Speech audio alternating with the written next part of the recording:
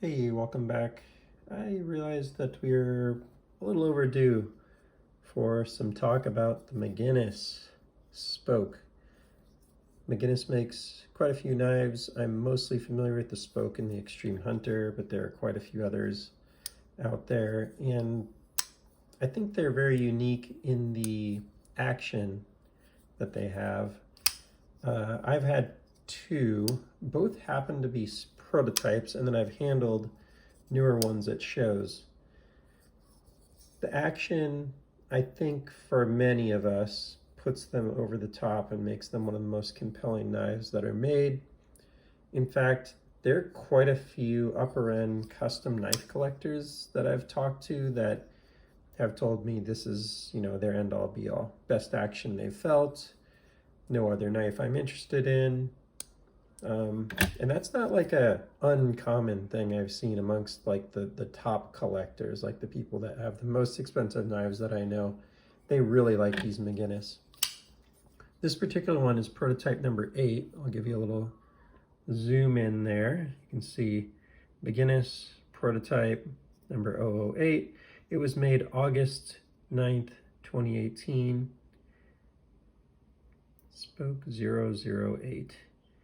And this one happens to be a liner lock. You can see, despite being that age, which is now 6 years old, perfect lockup still, perfect centering still.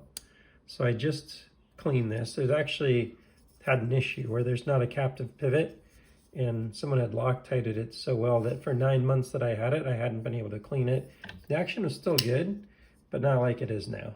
Now it is like automatic, and it is amazing. This is a knife that's on washers, and you see how easily that went down, how easily that just came out, the rollout. Now the detent happens to be a little light on this one, but I'm going to give this about as light of a reverse flick as I can. And it still came out of there. So even if the detent, created a little more pressure, this right now has 0 blade play. And you have to like almost try to be gentle for it not to whip all the way down. It's really impressive. Thumb flip it out with 0, really little effort. That is, I'm trying to think of how I can emphasize to you enough. Here's another washer knife, and I'll put the same amount of effort in. That's how much effort I'm putting in. Same amount of effort here, and it just comes right out. So that took about 30% more effort. Another one that would be similar, Lamia. This is on bearings. This is on bearings. And it's about the same amount of effort. So for what it is, the McGinnis Spoke, the McGinnis Extreme Hunter, they just have phenomenal action. And it's worth its own video just to talk through that and talk about the knife in general. The next thing I really love about it is the grip in hand. I love a knife with this concept of like these kind of 2 swoops for your front fingers and your rear fingers. You get a nice grip here, a nice grip there. It's sort of separated into those 2 sections. It's not getting like weirdly like bigger in the back or something like that. This thing just is made for handling, using. You can see the jimping's in just the right place. You can come over the top here for a draw cut. It's really spectacular. Rollout is really nice. Now this one again is like a little light on the detent. I don't know if it's that it's worn out after a number of years, but you can see I can kind of whip it out there. So the detent's not perfect on this one. Again, it's an older prototype, but you'd have to go out of your way to do that. Like if I just do this, it's not coming out, but if you really whip it, you can get it out of there. But the point is, like after the detent breaks, the action is just insanely smooth and light. It really reminds me a lot of like the Gareth Bull Knives Chamois. Just so smooth. Silent. Like I have to get within 1 foot to be able to hear it if I'm standing Straight up, I cannot hear that. And that makes for a knife that's just really nice to use. Like if there's one thing I'll say about the Lamia that I don't love,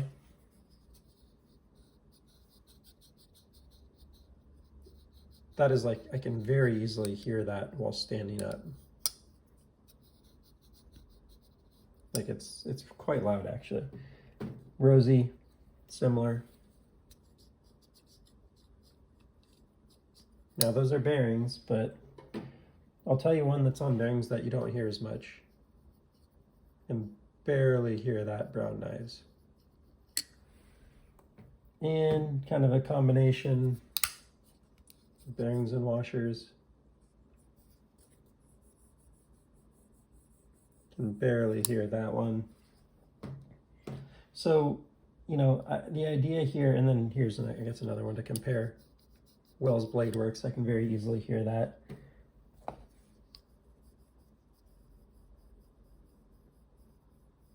You might be able to hear it on the camera,